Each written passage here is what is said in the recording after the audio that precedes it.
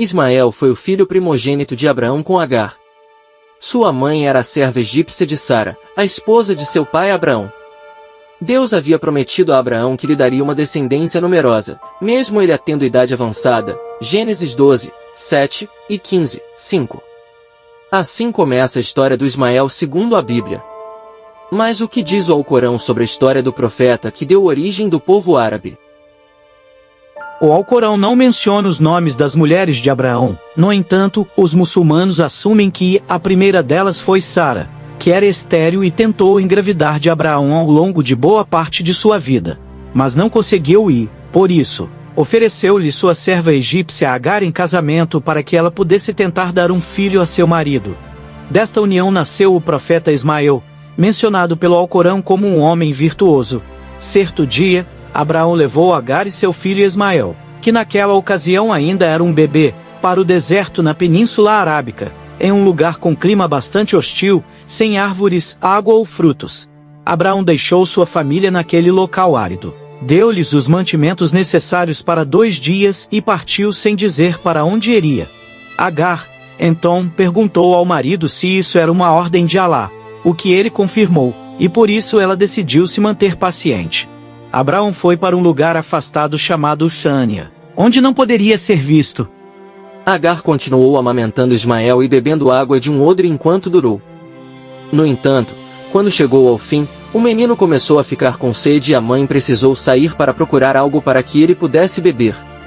Ela subiu no Monte Safa, na esperança de ver alguém no horizonte, mas como não encontrou ninguém, foi em direção ao Monte Marva, e repetiu este percurso 7 vezes.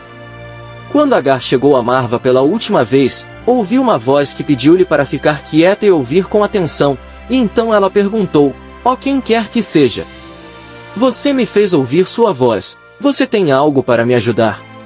Ela então viu no horizonte um anjo que cavou um buraco no chão com o calcanhar, até que surgiu uma fonte de água. Ela fez uma concha nas mãos para pegar um pouco e depois encheu o odre. Depois que Agar matou a sede e amamentou seu filho, o anjo lhe disse: não tenha medo de ser negligenciada, pois esta é a casa de Deus que será construída por este menino e seu pai, e Deus nunca negligencia seu povo. Ela se estabeleceu ali juntamente com o povo de Jurum, que chegou à região logo depois dela. Ismael cresceu nesse meio e se casou com uma das filhas dessa tribo quando alcançou a maturidade.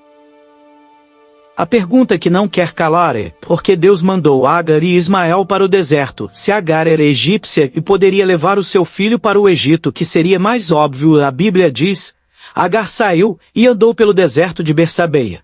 Quando a água do odre acabou, ela deixou o menino debaixo de um arbusto e foi sentar-se a uma distância de um tiro de arco dele.